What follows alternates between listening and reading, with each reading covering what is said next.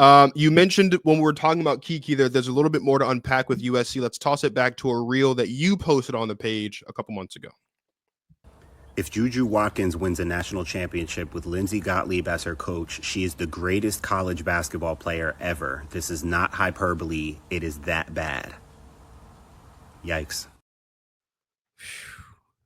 Ever.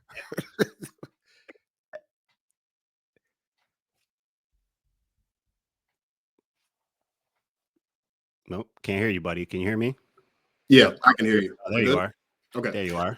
I'm having a hard time with USC. I did post a reel on the page. I got a little bit of backlash from a couple people in the comments just questioning whether or not USC is actually a title contender this year because of some of the things that we've seen from them. They struggled immensely in a game against UConn that they did win.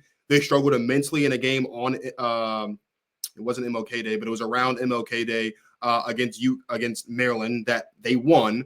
And they just lost to Iowa a couple days ago. Like, where are you right now on USC? We're talking about title contenders. Would you be putting USC in that conversation? Yeah, they're a title contender because they have really good players, and that's why they're winning games. I was in arguments with one really specific person, must have been a USC fan, in YouTube comments, who was trying to defend. And listen, I'm not like, I mean, because I wrote, I think in the caption, and someone was replying to the caption I wrote, that, I mean, USC has a dreadful offense. Watching them play basketball literally dreads me, because I see two great players, JuJu and Kiki, doing great things, and they have other really good players too. I mean, it's not just the two of them. But I don't see ball movement. I don't see system. I just see them winning games off of talent. And they're a title contender. Like, they're going to be an Elite Eight team just because they have the players, they have the talent. But I mean, if you're asking me, like, do I think they can actually win it? That's why I felt like we should play that video, because it's like, if USC somehow wins a national championship, if JuJu Watkins wins the national championship, we're going to have to give her a lot of clout and credit, because this is not it's going to be, if they win the national championship, it's going to be because she was the best player by far. That's how that team operates and runs their offense, and that's how they function, on JuJu just dictating everything when she wants. Marcus, I'm at the point now where, and I'll let you go, I am still needing to be convinced that JuJu Watkins makes other people better. And there are a lot of different ways to do that. Like, if you're just a naturally great passer, that makes you that. She averages, I think, 5 or 6, or no, that's rebounds. She averages 6 rebounds a game. I don't know how many assists she averages a game, but I mean, USC as a team is 23rd in the country in assists. They average 17, and listen to the type of teams that are in the top 10 in the country in assists: UCLA, Notre Dame. So a lot, at least some of the top 5, a few of the top 5 teams in the country are top 10 in assists in the country. Now, South Carolina is like 34th in assists or something, and USC they average 17 assists. It's only a few less than what UConn, 3rd in assists in the country. We're going to talk about UConn in a little bit. And UConn's at 21 assists per game. USC is at 17. So it's only it's only 4 assists difference, but it still says something about and because I watched the game, I'm not just going off numbers. I've watched them enough this season to see, wow, I don't see a real system. Like, if they win it, it's just going to be on JuJu. And right now I'm still needing to be convinced that she makes other people better. Everything you just said is why I don't think they're a title contender, because in February, like, the cream rises to the top by this point in the season, right? Like, UCLA is the best team in the country by far, and it has a lot to do with how great Lauren Betts has been this season, right? If UCLA and USC matched up, which they will twice before we even get to conference tournament time, which they will twice, UCLA is going to win both of those games and likely handily. And those both games are going to be games where JuJu is going to have to play out of her mind, because whatever Kiki does is going to be canceled out by whatever Lauren Betts does, because Lauren Betts has been probably the best player in the country this season. They average around similar numbers. Like, it's just going to cancel out. JuJu is going to have to be that much greater in order for them to win this game, because they lack that much talent-wise compared to UCLA. If Notre Dame and USC match up in the tournament, it's going to be exactly what we saw a couple months ago. Olivia Miles and Hannah Hidalgo are going to have their way. They're going to run circles around everybody. It's not like when I sit down and I watch USC play basketball, and maybe I view it differently because I've never actually played basketball in any real competitive setting outside of just pick up in the church parking lot. I don't like what I see sometimes. Like, and so in that video that I posted on the page, I said, yeah, like, okay, is their best win the win against UConn or the win against Maryland?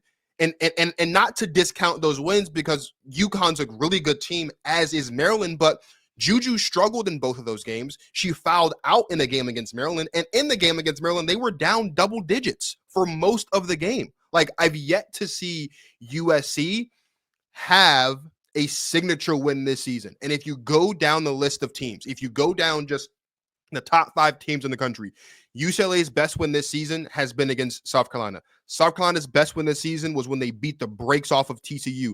Notre Dame's best win this season was against USC. Texas just had their best win of the season a couple days ago. They beat South Carolina. And like, UConn's best win of the season, it's a tough one. Maybe I think they beat, no, that was Notre Dame that beat Texas in double overtime, but they have a good win this season as well. Like, I've yet to see USC look like a championship contender this season. And if you're telling me that just off the strength of Kiki Iriafen and JuJu Watkins, this team's going to win a national championship, I have concerns, because Lindsay Gottlieb's going to be outcoached in any game against any of those teams that they have to play against to get to a national championship. And that's why I don't want to sit here and deny the talent and be dismissive, because I was excited, as was everyone else. And I think that both these players individually are great, but for some reason, it's just not clicking.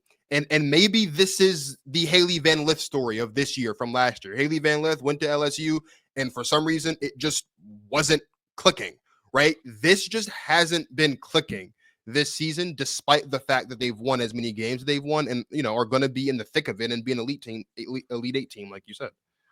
Unfortunately, I feel like JuJu's in a spot where somebody, a coach, this would usually be a coach, has to get her to. And I don't think she's a selfish player. She's obviously a great scorer, and I love watching her score the basketball. But it looks like she uses passing as a last resort. Like, she wants to score first. And as someone who has played and who was a scorer and all that, like, I get the mentality of, like, I trust myself. Like, I've made so many different shots. Like, sometimes it doesn't matter if I see 2 people, 3 people.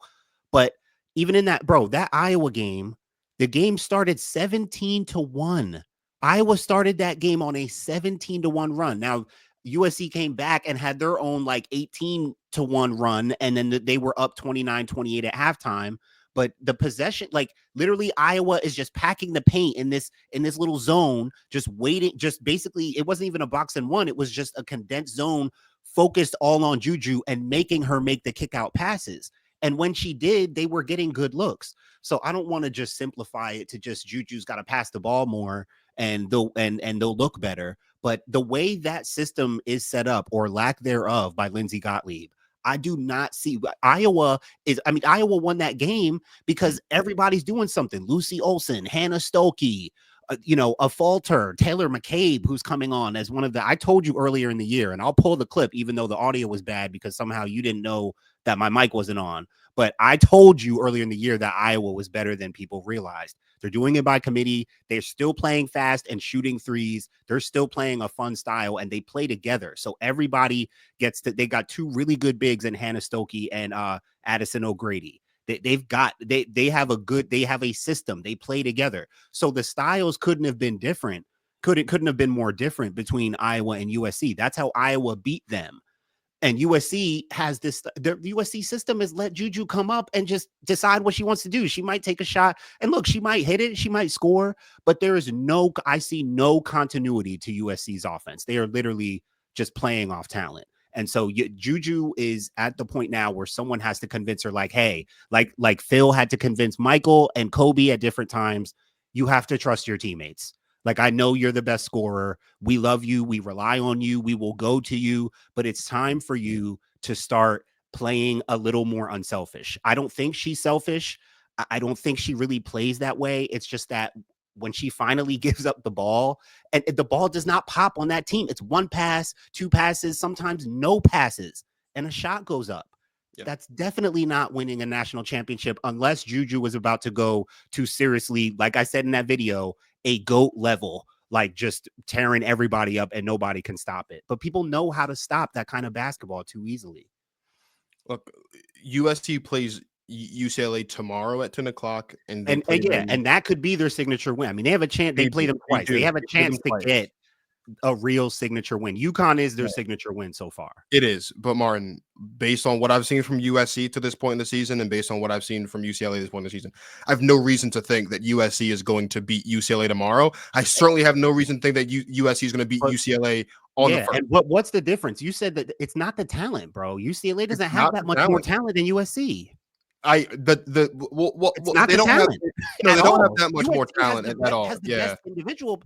Bro, rank the top 5 players. USC has the 2 best players. They do. 2 of the 3 best players. Lauren Betts is up there. Yeah. USC is 2 of them. It's not talent, bro. It's and not they have talent. Kennedy Smith is very good. Rhea Marshall, very good. USC has very good players. This girl, Avery Howell, who came in the Iowa game in the second half, number 23, hitting shots, driving baseline, reverse layups. Like they've got really good players. There's no system. There's no system. UCLA has a system. That's why they're undefeated. That's why they're the number 1 team in the country. That's the difference between these 2 teams. And the lack of system is why I have a hard time. Like, again, I'll give them Elite 8 because they have talent. But, like, even that for me is tough because if they have to go up against a team like South Carolina, against a team like Notre Dame, against a team like UCLA, even against a team like Duke. It could be crazy. I'm not saying like they'll just get upset, but if it's a team that moves the ball, that has a system, it's going to give them problems. Like that's why I'm saying at this point, the system, again, you play ball. So you tell me when I'm wrong here. As someone who has watched a lot of sports in his life, this close to playoff time, the system should be established. And if your system is letting your best player walk the ball up the court and just decide what she's going to do with it once she crosses half court, in my experience watching the game, that is not a championship level system. Now, you played the game, so maybe I'm wrong there. But in all the years I've watched basketball, no team without any sort of direction, no team without a coach who has any type of idea what's going on. And I'm not saying Lindsay Gottlieb's a bad coach. What I am saying, though, is that clearly not a lot of thought was put into what this team was going to look like or should look like with Kiki there. And if there was a lot of thought put into it, and this is the best option, this is the product that's being put on the basketball court on a nightly basis, I have a concern as a consumer of the product if the goal is to win a national championship. This isn't going to do that unless they have some crazy awakening after UCLA puts hands and feet on them tomorrow night for the world to see.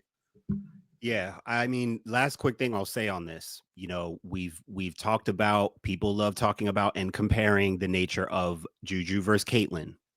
And this is part of what made Caitlin so great. And again, what I still need to see from JuJu. Caitlin led the country in assists, bro. There was no question about how she made that team better. Now, she also had the freedom to dribble up and do whatever she wanted and take a shot. But you could trust her decision-making where and look, we also know that she had a Kobe side to her where she didn't feel like passing to her teammates. She didn't think that they would do better than she would with the basketball. She trusted herself more than them at times. That started to come out a lot more, how she was kind of one of those best player bullies on her team and getting frustrated with her teammates. So that was a thing. But again, she led the country in assists. The way she led that and led them to the Final Four national championship appearance. So that again, that's what JuJu has to show me. That's why Caitlin made it to the national. That's part of what made her so great, in addition to the deep threes and everything. I always talked about her pace and her ability to push the ball and pass the ball. That's part of it. JuJu so far to me is just a great scorer. Just a great score, really great scorer. And I love me some scores. I'm a scorer. But and so you learned you have to learn to do other things great. You know, it's if you're going to be an all-around great player, if you're going to be the GOAT, you got to do more than just be a great scorer.